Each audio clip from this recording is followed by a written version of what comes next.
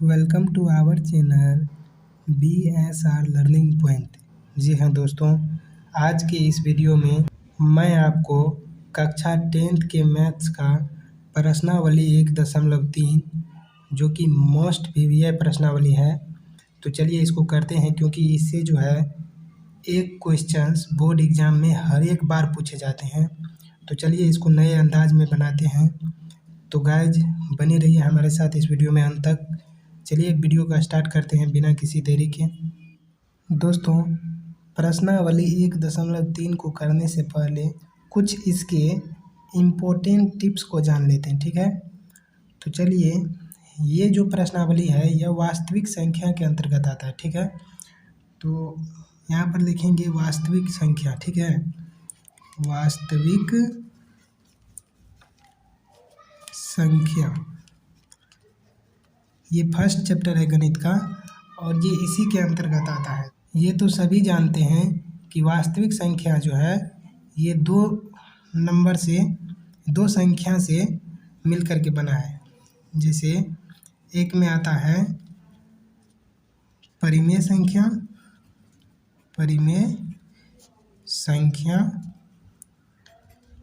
और दूसरे में आता है अपरिमेय संख्या, ठीक है। अपरिमेय संख्या, तो एक होता है परिमेय संख्या और दूसरा होता है अपरिमेय संख्या। तो परिमेय संख्या क्या होता है, जिसको P/Q के रूप में लिखा जा सकता है, ठीक है।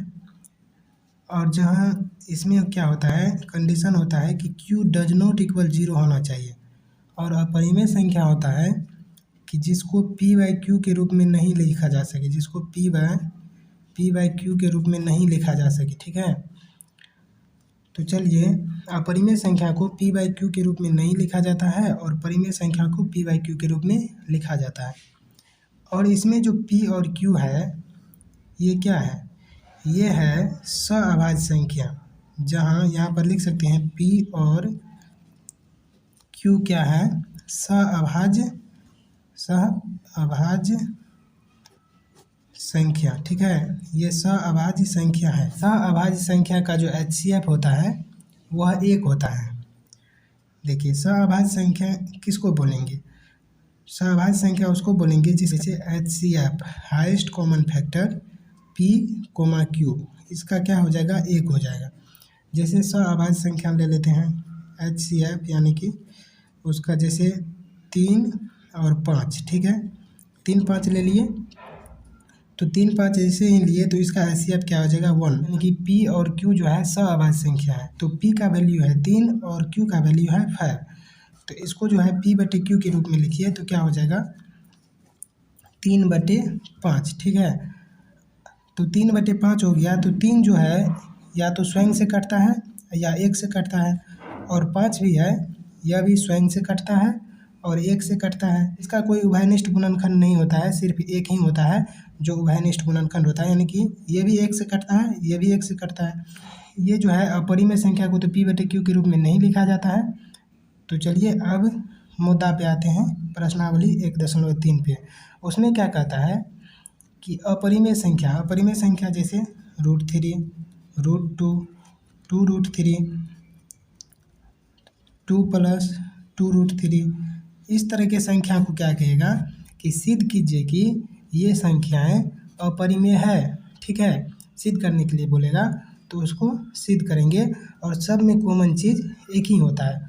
जैसे कि आप यहाँ पर देख रहे हैं प्रश्नावली 1.3 का 1 नंबर का क्वेश्चन कि सिद्ध कीजिए कि √5 एक अपरिमेय संख्या। वैसे तो जानते हैं कि √5 एक अपरिमेय संख्या है, लेकिन इसको सिद्ध करना है। यहाँ भी कहता है अपरिमेय संख्या सिद्ध करने के लिए, और इसमें भी कहता है कि अपरिमेय संख्या सिद्ध करने के लिए। यानी कि कुल मिलाकर बात है कि इस सारे क्वेश्चन को क्या कहता है कि आप सिद्ध कीजिए कि अपरिमेय संख्या है। तो देखिए, इसमें कॉमन चीज़ है, ठीक है। उस कॉमन चीज़ को जब आप पकड़ लीजिएगा तो सारे सवाल बहुत ही ईजी वे तरीका में बन जाएगा। तो चलिए उस कॉमन चीज़ को आप बताते हैं आपको, और सारे सवाल का भी सॉल्यूशन करेंगे, इसीलिए आप बने रहिए इस वीडियो में। देखिए, करना कुछ नहीं है, जैसे √5, √3 और √2 इसी तरह का सवाल रहता है और कहता है अपरिमेय सिद्ध करने के लिए।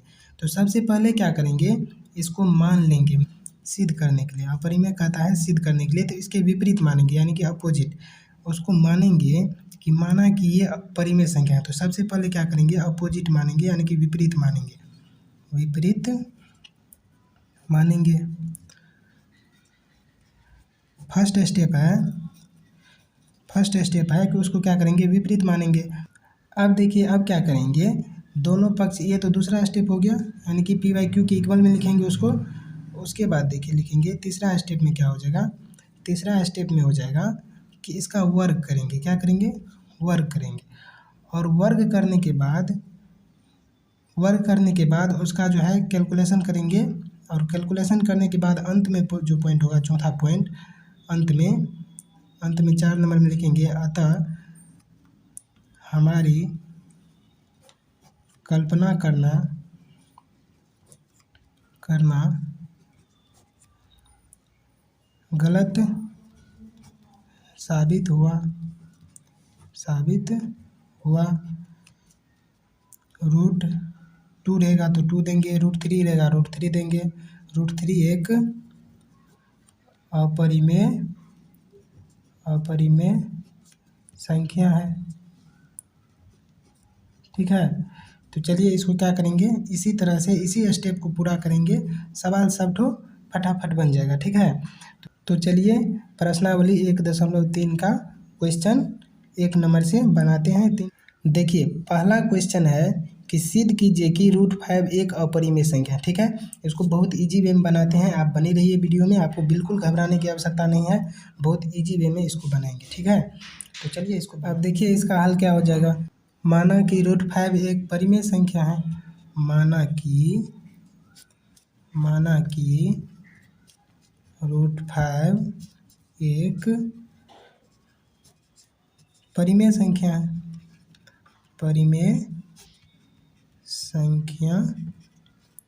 है, ठीक है। इसके विपरीत मान लिए कि माना कि रूट 5 एक परिमेय संख्या है।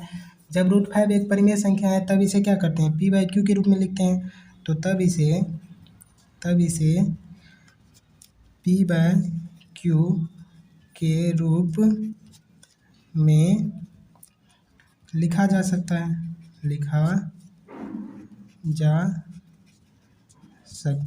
है। तब इसे पी बाई क्यू के रूप में लिखा जा सकता है। जब पी बाई क्यू के रूप में लिखा जा सकता है तो पी और क्यू क्या है, तो जहाँ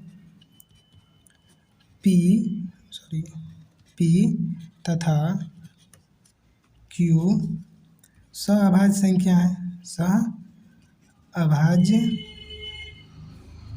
संख्या है, ठीक है। पी और क्यू क्या है, सहअभाज्य संख्या है। या आप लिख सकते हैं यहाँ पर कि HCF जो है पी तथा क्यू का क्या होगा, 1 होगा, ठीक है। ये भी आप लिख सकते हैं। अब देखिए अब क्या करेंगे, अब पी और क्यू के इक्वल में क्या करेंगे, यहाँ पर रूट 5 का आता है तो रूट 5 को रखेंगे। तो देखिए अब हो जाएगा P by Q equal root 5, ठीक है। यानी कि इसके बराबर में लेंगे, क्योंकि हमने मान रखा है कि रूट 5 एक परिमेय संख्या है, तो परिमेय संख्या को क्या करेंगे, पी बाई क्यू के बराबर में लिखेंगे। अब देखिए हमने तीसरा स्टेप आपको बताया है कि इसमें क्या करना पड़ता है, वर्ग करना पड़ता है। अब क्या कीजिए, दोनों पक्ष वर्ग करने पर, दोनों पक्षों में वर्ग करने पर तो देखिए वर्ग करेंगे यानी कि स्क्वायर करेंगे तो क्या हो जाएगा, पी बाय क्यू और इसका स्क्वायर बराबर में रूट 5 और इसका स्क्वायर। तो देखिए पी और क्यू का जो पी बाई क्यू जो है इसका स्क्वायर क्या हो जाएगा, पी स्क्वायर बटे क्यू स्क्वायर। और रूट 5 का स्क्वायर से रूट कैंसिल हो जाएगा यानी कि 5 बचेगा। अब देखिए अब आपको क्या करना है कि क्रॉस मल्टीप्लाई गुना करना है, यानी कि इसका क्रॉस मल्टीप्लाई गुना करेंगे। तो देखिए ये नीचे से गुना होगा और ये ऊपर से गुना होगा। तो सबसे पहले क्या करेंगे, यहाँ पर देखिए इसको गुना करेंगे। तो देखिए इसको गुना करेंगे तो यहाँ पर लिखेंगे इसको गुना करके क्यू स्क्वायर इंटू 5 और बराबर में लिखेंगे पी स्क्वायर इंटू 1, ठीक है। इतना लिखेंगे। अब देखिए क्या हो जाएगा, इसका गुना हो जाएगा 5 इंटू क्यू स्क्वायर बराबर में हो जाएगा पी स्क्वायर। अब क्या करेंगे, 5 को उस साइड भेजेंगे, ठीक है। उस साइड भेजने पर क्या हो जाएगा, अब देखिए यहाँ पर इसको क्या कीजिए, समीकरण 1 मान लीजिए, ठीक है, क्योंकि पी स्क्वायर का जो वैल्यू है वह 5q² है और इसका ज़रूरत अभी आगे पड़ेगा, तो इसको 1 मान लीजिए। अब देखिए ई 5 को भेज दीजिए उस साइड, तो q² बराबर फाइनली हो जाएगा p²/5, इतना हो गया, ठीक है। तो जब इतना हो गया तो यहाँ पर क्या हो सकता है, यहाँ पर लिख सकते हैं, इसका अर्थ ये हुआ कि 5 से p² कट रहा है, ठीक है, इसीलिए तो इतना आया। तो यहाँ पर लिखेंगे, अब यहाँ पर लिखेंगे कि चूँकि p² 5 से विभाज्य है, ठीक है, p² जो है ये 5 से क्या है, विभाज्य है, तो इसलिए क्या हो जाएगा, p भी 5 से विभाजित होगा। जैसे मान लीजिए कि 5 का स्क्वायर जो है 25, ये 5 से विभाज्य है, तो जब 25 5 से विभाज्य है तो 5 भी 5 से विभाज्य होगा, ठीक है। इसी प्रकार से p² 5 से विभाज्य है तो p भी क्या होगा, 5 से विभाजित होगा। अब क्या करेंगे, इसके बाद अब जो प्रोसेस है इसमें वह है कि p के इक्वल में मानेंगे 5 × r, ठीक है। ये इसलिए माने कि p² जो है 5 से जो विभाजित हुआ वह कितने मर्तबे में विभाजित हुआ, p जो 5 मर्तबे में 5 से विभाजित हुआ वह कितने मर्तबे में हुआ, ये जानने के लिए यहाँ पर क्या किए, इसको r से गुना कर दिए, ठीक है। अभी आप समझ जाइएगा, देखिए किस तरह से, मान के चलिए हम 2 से 10 में भाग देते हैं, ठीक है, तो ये 5 मर्तबा करता है, ठीक है, तो ये 5 2 5 10 हो जाता है, यानी कि 10 ये कट जाता है, ठीक है। अब देखिए यहाँ भी तो p क्या है, विभाज्य है, तो p के इक्वल p का जो स्थान है वह 10 का है। अब देखिए 10 बराबर क्या लिख सकते हैं, 2 से विभाजित हुआ तो 2, और हम यहाँ पर मर्तबा पता है तब तो यहाँ पर गुना में 5 लिख देते हैं, लेकिन यहाँ पर मर्तबा पता नहीं है, इसीलिए 5 को क्या मान लिया, r मान लिया, यानी कि मर्तबा को क्या मान लिया, r मान लिया, तो p बराबर 5 × r, ठीक है। अब क्या करेंगे, दोनों पक्ष वर्ग करने पर, अब क्या करेंगे, दोनों पक्ष वर्ग करने पर, दोनों पक्ष वर्ग करने पर, अब देखिए दोनों पक्ष जब वर्ग कीजिएगा तो क्या हो जाएगा, दोनों पक्ष वर्ग करने पर हो जाएगा p² बराबर 5 × r का स्क्वायर। अब p का स्क्वायर हो जाएगा, p² बराबर में 5 × r का स्क्वायर हो जाएगा 25 × r का स्क्वायर। अब देखिए p² का जो वैल्यू है वह p² का वैल्यू कितना है, p² का वैल्यू है 5 × q का स्क्वायर, तो समीकरण 1 से रख देंगे, यानी कि 5 × q का स्क्वायर बराबर हो जाएगा 25 × r का स्क्वायर, यानी कि समीकरण 1 से, ठीक है। अब देखिए अब क्या हो जाएगा कि ये 5 से ये 25 कट जाएगा 5 मरतबे, ठीक है, तो हो जाएगा q² बराबर 5 × r का स्क्वायर, इतना हो गया। अब देखिए ये 5 को क्या करेंगे, इस साइड भेज देंगे, तो ये क्या हो जाएगा, q²/5 बराबर में हो जाएगा 5 × r का स्क्वायर। अब क्या हो जाए, 5 नहीं होगा, 5 को तो भेज दिया है ना, तो 5 नहीं होगा, यहाँ पर r² हो जाएगा। तो देखिए जिस प्रकार से यहाँ था कि q² बराबर p²/5, तो हम बोले कि यहाँ जो है p² 5 से विभाज्य है, ठीक है।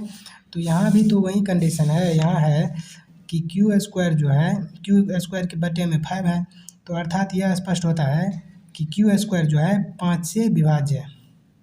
तो यहाँ पर लिखेंगे कि चूँकि q² 5 से विभाज्य है, तो जब q² 5 से विभाज्य है तो q भी क्या होगा, 5 से विभाज्य होगा, इसलिए q भी 5 से विभाज्य है।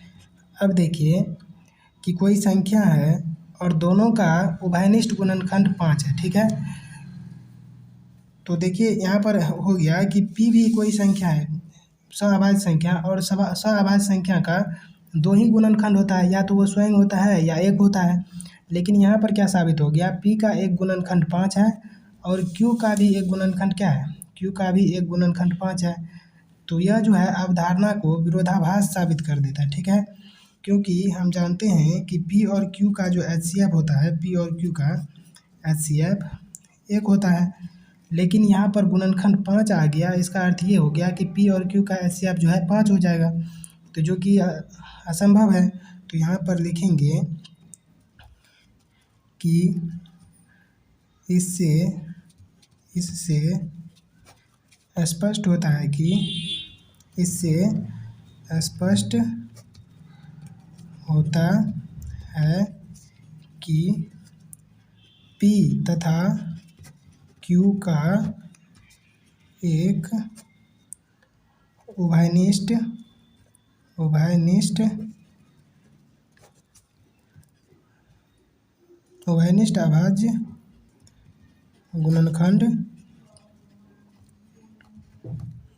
अभाज्य गुणनखंड 5 भी है,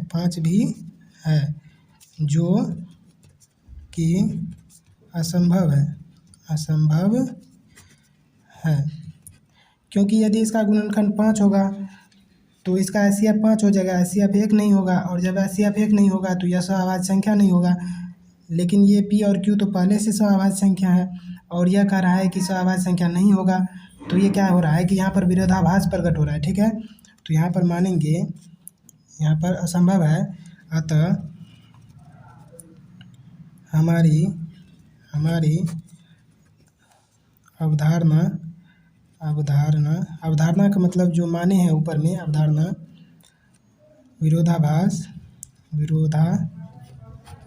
विरोधाभास उत्पन्न करती है,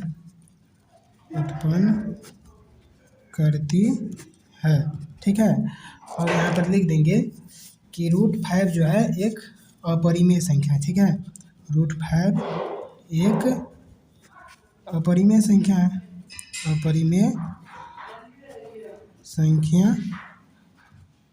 है। यह सवाल था, थोड़ा लॉन्ग था, लेकिन बढ़ते हैं अगला सवाल की ओर। तो दोस्तों अब जो हमारे पास अगला सवाल है वह है, सिद्ध कीजिए कि 3 + 2√5 एक अपरिमेय संख्या है। तो इसमें भी वही करना है, स्टेप के अनुसार चलना है। सवाल बहुत ईजी है, इसको भी उस तरह से बना लेंगे बहुत कम टाइम में। तो देखिए इसका हल हो जाएगा, माना कि इसके विपरीत मानेंगे, 3 + 2√5 एक परिमेय संख्या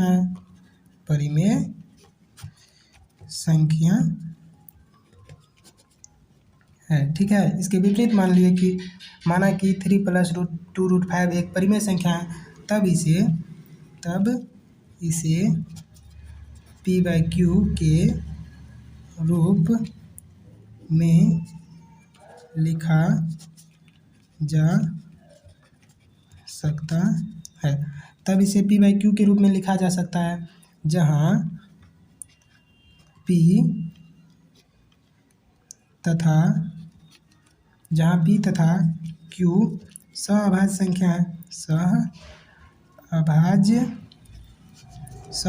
संख्या है, ठीक है।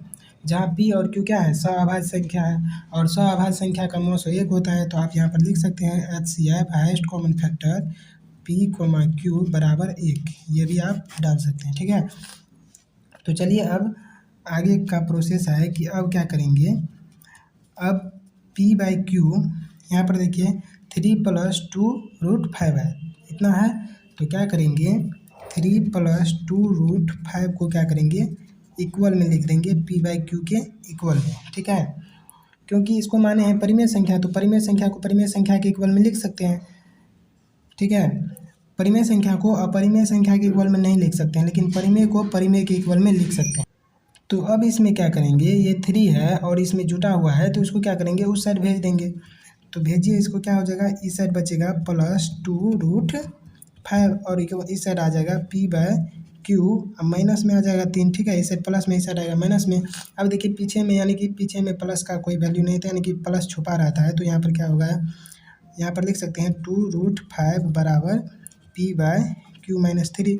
अब क्या कीजिए, यहाँ पर 2 जो है √5 के गुना में है, तो इसको क्या करेंगे, उस साइड भेजेंगे। तो इस साइड गुना में है तो उस साइड क्या हो जाएगा, भागा में।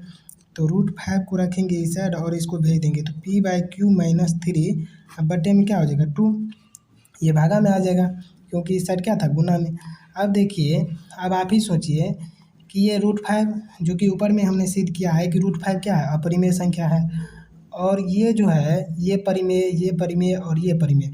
तो परिमेय संख्या का घटाव कीजिए या भागा कीजिए तो वो परिमेय ही होता है, ठीक है। तो इसका अर्थ हुआ कि ये पूरा क्या है, परिमेय संख्या है, ये पूरा परिमेय संख्या है, ठीक है। और ये जो है ये अपरिमेय संख्या है। तो परिमेय संख्या अपरिमेय संख्या के इक्वल में कभी हो ही नहीं सकता, ठीक है। यही कंडीशन यहाँ पर लागू होता है, और यहाँ पर इसको डज नॉट बना दीजिए, ठीक है। डज नॉट का मतलब इसका इक्वल नहीं हो सकता है, परिमेय और अपरिमेय संख्या दोनों एक जैसा इक्वल नहीं हो सकता, ठीक है। तो अब यहाँ पर लिखेंगे, अतः हमारी अवधारणा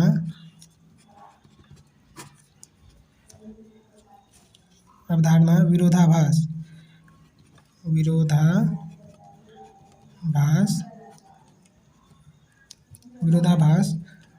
उत्पन्न करती है,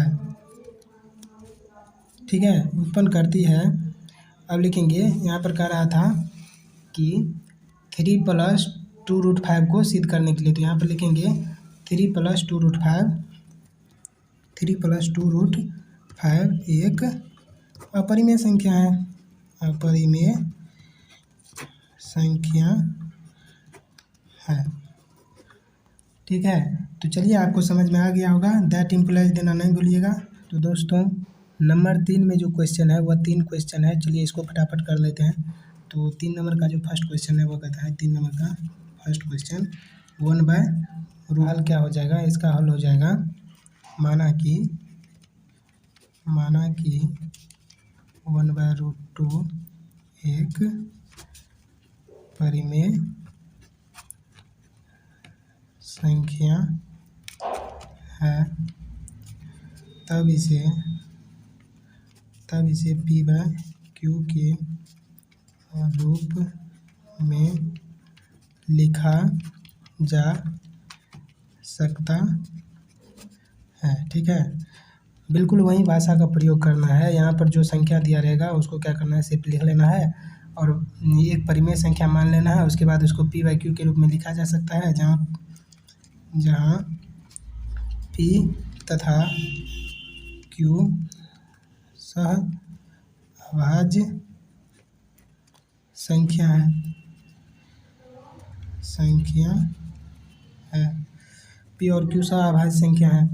अब क्या करेंगे, इसके बाद अब p/q के इक्वल में मान लेंगे 1/√2, ठीक है, क्योंकि जब इसको माने हैं परिमेय संख्या तो परिमेय को परिमेय के इक्वल में लिख सकते हैं। अब क्या कीजिए, इसको लिख दीजिए, अंश तथा हर को परस्पर परिवर्तित करने पर, तो देखिए, अंश और हर को जब परिवर्तित कीजिए, यानी कि अंश और हर को आपस में बदलिएगा, तो अंश जाएगा नीचे और हर जाएगा ऊपर, इसका भी एक आएगा नीचे और √2 जाएगा ऊपर। तो देखिए क्या हो जाएगा, q/p बराबर √2/1, और हर में 1 का कोई वैल्यू नहीं होता है, तो क्या हो जाएगा, q/p बराबर में √2। और देखिए, p/q भी परिमेय संख्या होता है और q/p भी परिमेय संख्या होता है, ठीक है, ये दोनों होता है परिमेय संख्या। और तो ये जो है √2, ये तो अपरिमेय संख्या है, तो परिमेय संख्या और अपरिमेय संख्या दोनों बराबर नहीं हो सकता, इसलिए क्या हो जाएगा, डज नॉट, यहाँ पर ये दोनों इक्वल नहीं होगा, यानी कि हमारी अवधारणा विरोधाभास उत्पन्न करती है।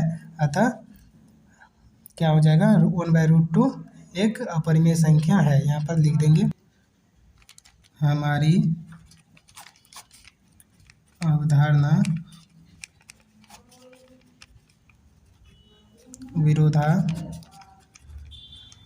विरोधाभास उत्पन्न करती है, अतः क्या हो जाएगा, अतः हो जाएगा 1/√2 एक अपरिमेय संख्या, अपरिमेय संख्या है। ठीक है, तो इस क्वेश्चन का सॉल्यूशन हो गया बहुत इजी वे में। तो चलिए अब दो क्वेश्चन बचा है, इसको भी फटाफट कर लेते हैं। तो देखिए 3 का 2 नंबर का जो क्वेश्चन है वह है 3 नंबर का 2 नंबर क्वेश्चन, वह है 7√5। ठीक है, तो इसको करना है। इसमें भी वही बात, हल माना कि 7√5 एक परिमेय संख्या है। ठीक है, माना कि 7√5 एक परिमेय संख्या है, तब इसे p/q के रूप में लिखा जा सकता है। ठीक है, जहाँ यहाँ पर लिखेंगे जहाँ p तथा q सअभाज्य संख्या है, सअभाज्य संख्या है। ठीक है, इतना लिखने के बाद क्या करेंगे, यहाँ पर देंगे अब, और इसका क्या करेंगे, इक्वल में लिखेंगे। यानी कि थर्ड रूल कर रहा था कि p/q इक्वल में क्या हो जाएगा, जो इसको माने है 7√5। ठीक है, 7√5। अब देखिए क्या हो जाएगा, यहाँ पर 7 जो है ये इसके गुना में है और इस साइड आएगा तो भागा में हो जाएगा। तो देखिए क्या हो जाएगा, p/q और बटे में हो जाएगा 7, बराबर में हो जाएगा √5, क्योंकि इस साइड गुना में है, इस साइड आया तो भागा में आ गया। ठीक है, अब देखिए इसको क्या करेंगे, 7 के बटे में नहीं है कुछ, तो 1 है। अब इसको गुना में बदलेंगे तो p/q गुना 1 जाएगा ऊपर, 7 आएगा नीचे, बराबर में हो जाएगा √5। ठीक है, इतना आ गया। अब देखिए क्या हो जाएगा, p/7 × q बराबर में हो जाएगा √5। अब देखिए ये जो है पूरा क्या है, परिमेय संख्या है, क्योंकि 7 क्या है, 7 परिमेय है, और p/q भी ये भी परिमेय है, तो इसका गुना क्या हो जाएगा, परिमेय हो जाएगा। और इस साइड जो है ये √5 अपरिमेय संख्या है, जो कि फर्स्ट क्वेश्चन में सिद्ध किए हुए थे। तो देखिए क्या हो जाएगा, परिमेय संख्या डज नॉट इक्वल अपरिमेय संख्या। तो यहाँ पर लिखेंगे हमारी अवधारणा, या कल्पना भी लिख सकते हैं, हमारी कल्पना करना गलत साबित हुआ, अतः 7√5 एक अपरिमेय संख्या है। ठीक है, तो इस तरह से क्या करना है, यह क्वेश्चन भी क्या हो गया, बहुत इजी वे में बन गया। 3 नंबर का लास्ट क्वेश्चन है 6 + √2, और इसका देखिए आंसर क्या हो जाएगा, माना कि, इसमें भी मानेंगे फर्स्ट स्टेप, माना कि 6 + √2 एक अपरिमेय संख्या है, परिमेय संख्या है। ये तो अपरिमेय सिद्ध करने के लिए कहा था, तो यहाँ पर मानेंगे परिमेय संख्या है, इसके विपरीत मानेंगे, तब इसे p/q के रूप में लिखा जा सकता है। ठीक है, तब इसे क्या किया जा सकता है, p/q, जब परिमेय संख्या है तो उसको तो p/q के रूप में लिख ही सकते हैं, इसीलिए 6 + √2 को भी क्या करते हैं, p/q के रूप में लिखा जा सकता है, जहाँ p तथा q सअभाज्य संख्या है। ठीक है, अब क्या करेंगे, इसका वर्क करेंगे।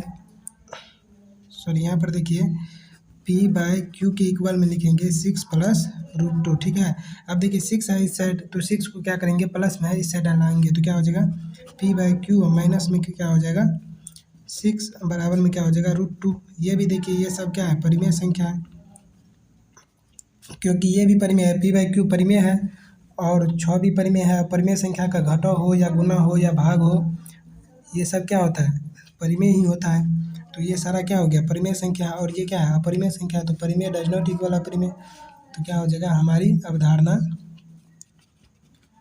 हमारी अवधारणा विरोधाभास उत्पन्न करती है। अतः 6 + √2 एक अपरिमेय संख्या है। तो चलिए गाइज, प्रश्नावली 1.3 खत्म हुआ। तो आप आई होप आपको समझ में आया होगा। तो यदि आप 10th क्लास की तैयारी कर रहे हैं तो प्लीज़ हमारे चैनल को सब्सक्राइब करें, ताकि इस तरह के वीडियो के नोटिफिकेशन आपको सबसे पहले मिलता रहे। और इस चैनल पर आपको NCERT मैथ्स के सभी चैप्टर का सॉल्यूशन आपको प्रोवाइड कराया जाएगा, बहुत ही ईजी वे में बताया जाएगा। तो जल्द ही जल्द इस चैनल से जुड़ जाइए और हमारे चैनल को सब्सक्राइब जरूर करें और अपने दोस्तों के साथ शेयर भी करें। तो thank you so much for watching this video. मिलेंगे नेक्स्ट वीडियो में, तब तक के लिए थैंक यू सो मच।